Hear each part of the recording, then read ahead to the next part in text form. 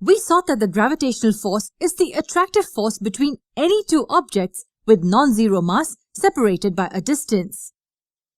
So does the apple fall towards the earth, or does the earth move towards the apple? Or do both move towards each other? It's actually simple logic. This is the earth, and say this minuscule object is an apple. Based on what we learnt about the gravitational force, both apply an equal force to attract the other object towards itself. So if the forces are equal, which one will accelerate more? Based on the Newton's second law, we know that the force applied is the product of mass and acceleration. So the acceleration will equal force over the mass. The acceleration is inversely proportional to the mass. If the mass is more, the acceleration will be lesser. As the mass of the earth is much more than the mass of the apple, it is the apple that accelerates towards the earth and not the other way around. Hope that makes it clear.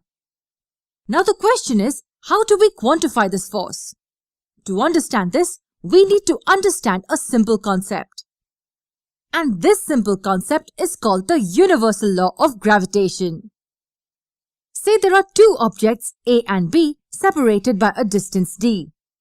The distance between the centers is considered the distance between the two objects and not this distance.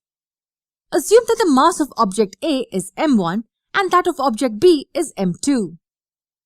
As object A is bigger, let's assume m1 to be bigger than m2. The Universal Law of Gravitation says that every object in the universe attracts every object with a force which is directly proportional to the product of their masses and inversely proportional to the square of the distance between them. Let me repeat. The force is directly proportional to the product of their masses and inversely proportional to the square of the distance between them. With this data, we can write it mathematically like this. So if the mass of any of the objects increases, the gravitational force will have more magnitude. And more the distance between the two objects, the lesser will be the gravitational force. Directly proportional to the product of the masses and inversely proportional to the square of the distance between them. This can be written as F equals G times m1 times m2 over d squared. G here is the constant of proportionality and is called the universal gravitational constant. The equation can be modified and written as G equals F times d squared over m1 times m2. The value of G was found out by Lord Henry Cavendish using a torsion balance. The universally accepted value of G is 6.673 times 10 raised to negative 11. What will be the units of G? Force is newtons. As the distance is in meters, we have meters squared.